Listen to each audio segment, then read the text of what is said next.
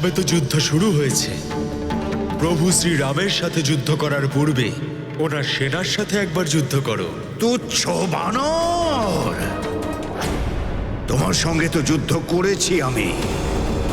তুমি অবশ্যই খুবই শক্তিশালী, কিন্তু তুমি এতটা সক্ষম নও যে কুম্ভকর্ণের সঙ্গে তুমি যুদ্ধ করবে। সরে যাও আমার রাস্তা থেকে। এই তুচ্ছ বানরকে পরাজিত না করে প্রভু শ্রীরামের কাছে পৌঁছনো অসম্ভব কুম্ভকর্ণ। কি হলো কুম্ভকর্ণ?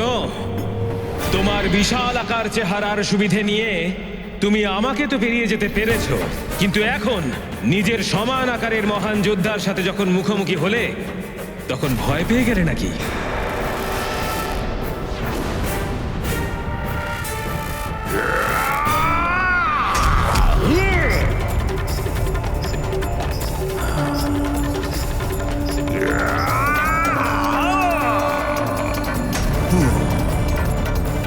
বানর, তোমার মধ্যে নিশ্চয়ই কোনো মায়াবী শক্তি আছে।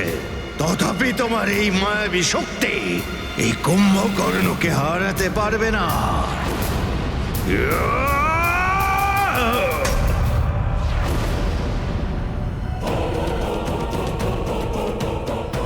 পর্বতের সমান বিশাল আর দৃঢ় প্রভু শ্রীরামের এই ভক্ত আমাকে ধর্ম আর ভক্তির পথ থেকে বিমুখ করা অসম্ভব ব্যাপার।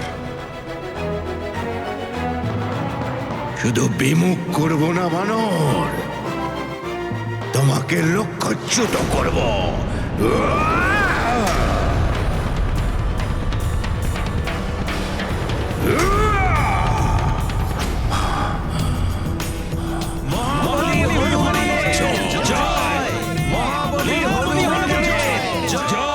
হনুমান, তুমি তোমার মায়াবী শক্তির সাহায্যে রামের কাছে যাওয়া থেকে আটকাতে পেরেছ, কিন্তু নিজের এই বানর সেনাকে আমার পায়ে পিষ্ট হওয়া থেকে কিভাবে আটকাবে তুমি?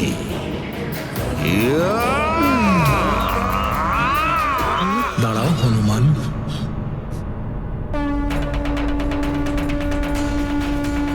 হনুমান, ও আমার সাথে যুদ্ধ করতে চায়, ওকে আসতে দাও।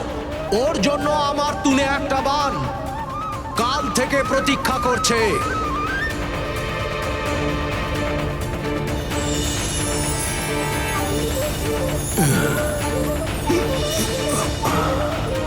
এ আমার কেমন শত্রু, যাকে দেখে মনে হচ্ছে কোনো দিব্য পুরুষের সামনে দাঁড়িয়েছে।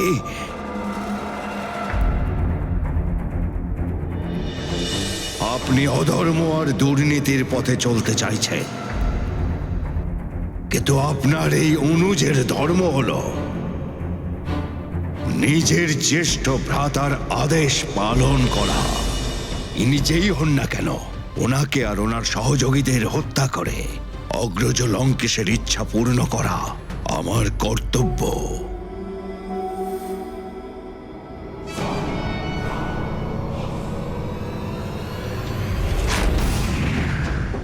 হে ভগবান, কি দ্বিধায় ফেলে দিল আমায় ভ্রাতা রাবণ। এখন তো ভ্রাতা কুম্ভকর্ণের প্রাণের সুরক্ষার জন্যও আমি মন থেকে প্রার্থনাটুকুও করতে পারছি না। এখন সান্ত্বনা তো শুধু কেবল এইটুকুই যে যা কিছু ঘটবে তা প্রভু শ্রীরামের হাতেই ঘটবে।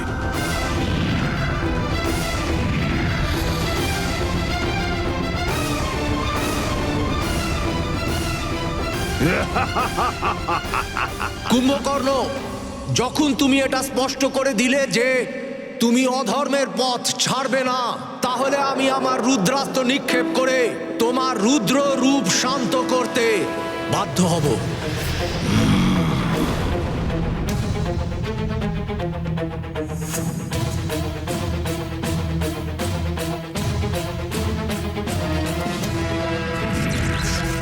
তোমার বাণ আমার শরীরে পৌঁছানোর আগে আমার এই লৌহ অস্ত্র দিয়ে পৃথিবীকে দুখণ্ড করে দেব। আর তুমি আর তোমার সম্পূর্ণ বানর সেনা নিশ্চিহ্ন হয়ে যাবে।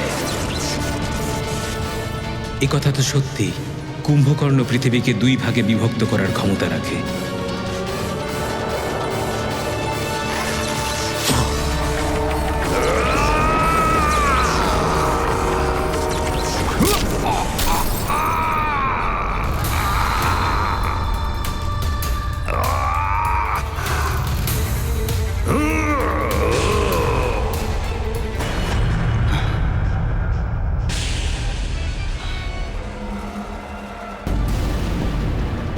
কুম্ভকর্ণ, আজ তোমায় বিজয়ী হতেই হবে।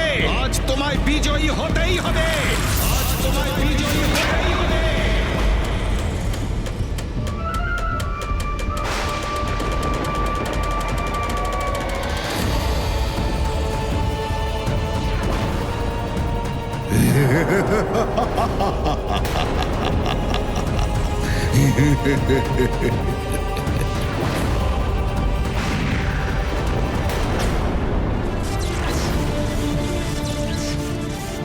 যে প্রকার বনের প্রচণ্ড অগ্নির সম্মুখীন হয়ে অত্যন্ত ভয়ঙ্কর পশু ভস্ম হয়ে যায়, সেই প্রকার সত্য এবং ধর্মের বিরুদ্ধাচারণ করে ওই অধর্মী কুম্ভকর্ণ যত পদক্ষেপ নেবে ততটাই সে তার মৃত্যুর নিকটবর্তী হবে।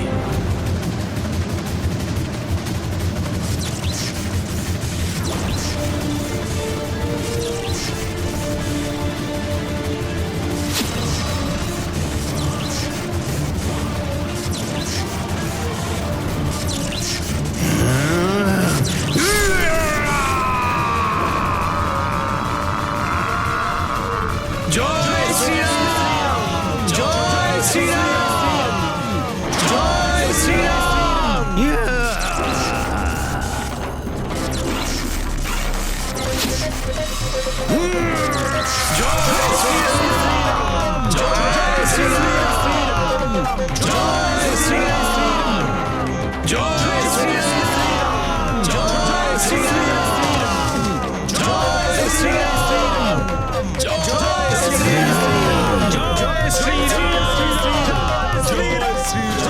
তবুও আমি পিছিয়ে যাব না।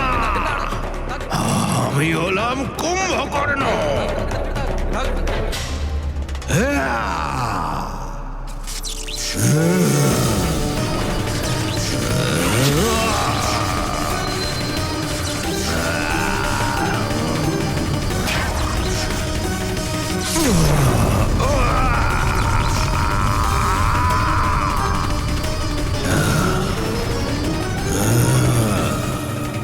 ভীষণ সাহসী এই অসুর। 2 হাত পা কাটা পড়ার পরেও ও এখনো যুদ্ধ করতে চাইছে।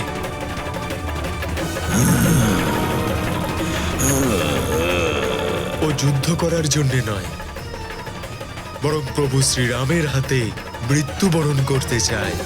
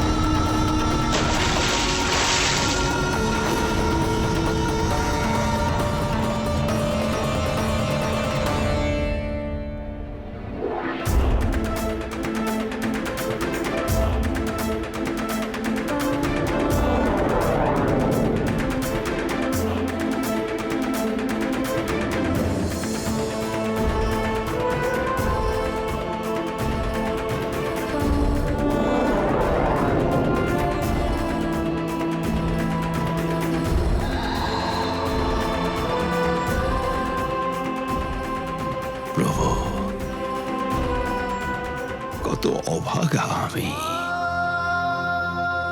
যখন আপনার দর্শন পেলাম তখন আপনাকে প্রণাম করার জন্য আমার দুটো হাতও নেই। আমার চোখের পাতা দিয়ে আমি আপনাকে প্রণাম করছি প্রভু।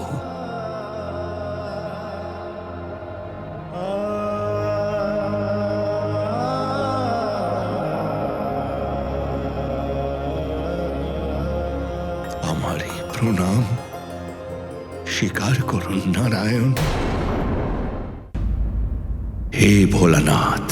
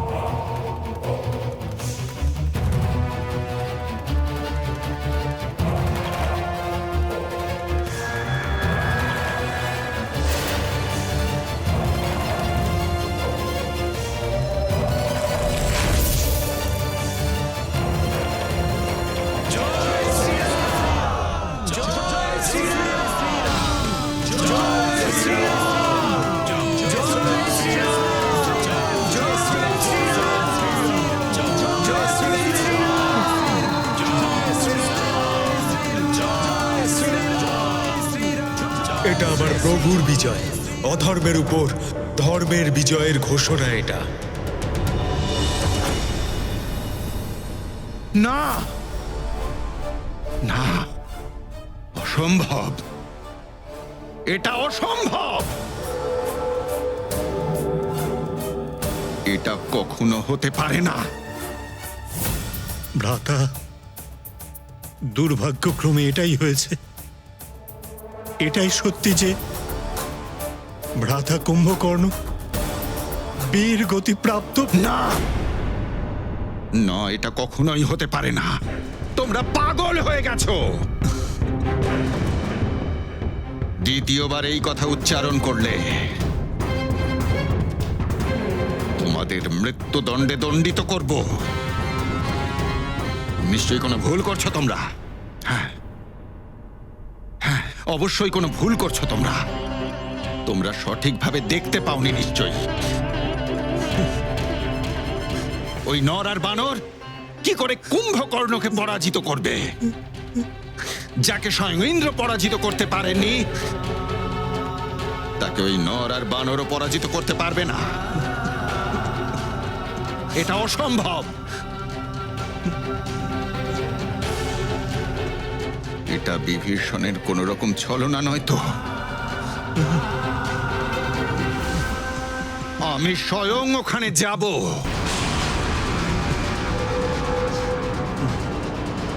ভ্রাতা, বানররা এই সময় খুবই উত্তেজিত হয়ে রয়েছে। যদি আপনি একা ওখানে যান তাহলে ওরা আপনার অনিষ্ট না করে দেয়।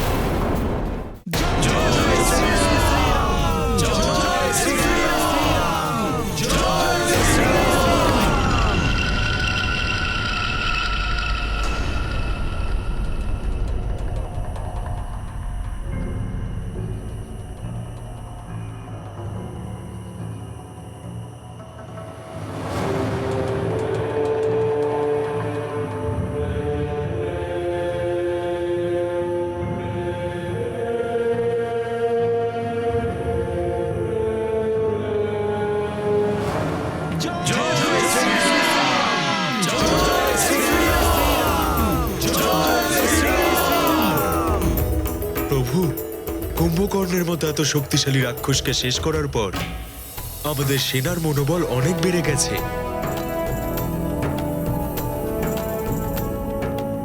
হ্যাঁ হনুমান, অত্যন্ত বড় বিজয় এই আমাদের।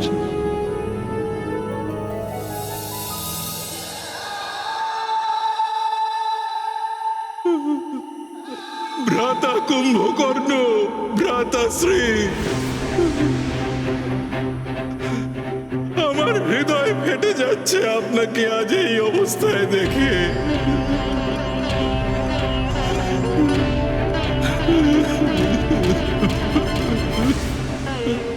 কেন আপনি অধর্মের সঙ্গ দিলেন? মৃত্যু আপনার যতটা নিকটে ছিল, ঠিক ততটাই নিকটে তো ছিলেন প্রভু শ্রীরাম। আপনি যদি প্রভু শ্রীরামের পক্ষে এসে ধর্মের পথ বেছে নিতেন, তাহলে আজ এই দৃশ্য দেখতে হতো না। সান্ত্বনা তো শুধু আজ এটুকুই যে প্রভু শ্রীরামের হাতে আপনার মৃত্যু হওয়ার কারণে আপনার আত্মা পরম ধাম লাভ করবে।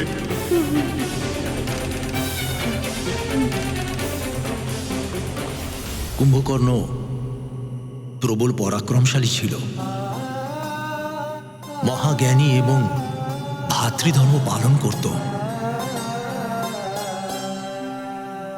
এরকম যোদ্ধার মৃতদেহকে পূর্ণ সম্মান দেওয়া উচিত। ওর অন্তিম সংস্কার বিধিবদ্ধ রূপে হওয়া আবশ্যক। কিন্তু রাবণকে বিশ্বাস করা যায় না। হতে পারে অনেক মৃত দানবদের মতোই কুম্ভকর্ণের দেহকেও সমুদ্রে বিসর্জন করে দেবে। সত্য বলেছ তুমি হনুমান, কুম্ভকর্ণ স্বয়ং পাপী ছিল না, কিন্তু রাবণের মতো পাপীর সঙ্গে থাকার জন্য ও স্বয়ং পাপের ভাগীদার হয়েছিল। অন্য রাক্ষসদের মৃতদেহের মতো কুম্ভকর্ণের মতো মহান যোদ্ধার মৃতদেহের কদাপি অপমান হওয়া উচিত নয়।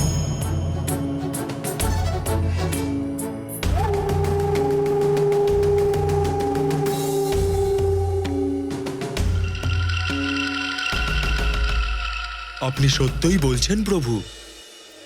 যুবরাজ বিভীষণের ব্যথিত হৃদয় এর দ্বারা শান্তি লাভ করবে।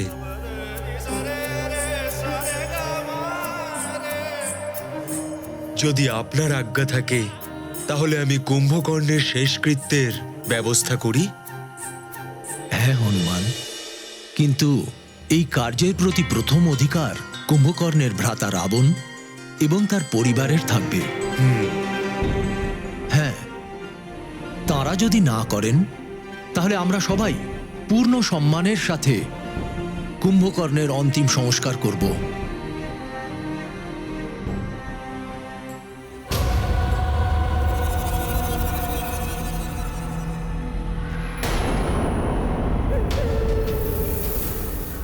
কারো আশার আভাস পাচ্ছি।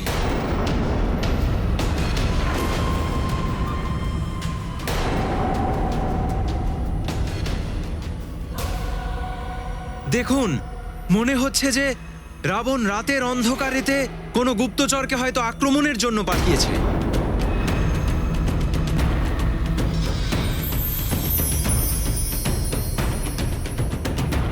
রাক্ষসরা আক্রমণ করার জন্য দিন বা রাত দেখে না। ও আমাদের কোনো ক্ষতি করার আগেই আমাদের সবাইকে একসাথে ওর উপর আক্রমণ করা উচিত। এটা আবার কে হতে পারে?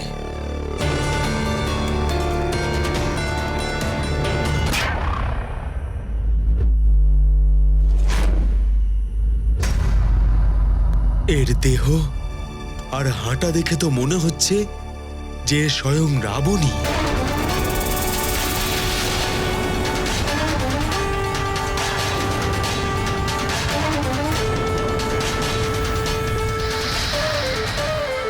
ও বোধহয় কুম্ভকর্ণের মৃত্যুর ব্যাপারে তথ্য জানতে এসেছে। এটাও তো হতে পারে হনুমান মহারাজ, কুম্ভকর্ণের মৃত্যুর ফলে ক্ষিপ্ত হয়ে আমাদের উপর আক্রমণ করতে এসেছে। কিন্তু ওখানে বিভীষণ একা রয়েছেন। কুম্ভকর্ণের কাটা মস্তক দেখে ক্রোধবশত রাবণ আবার ওনার উপর আক্রমণ না করে বসে।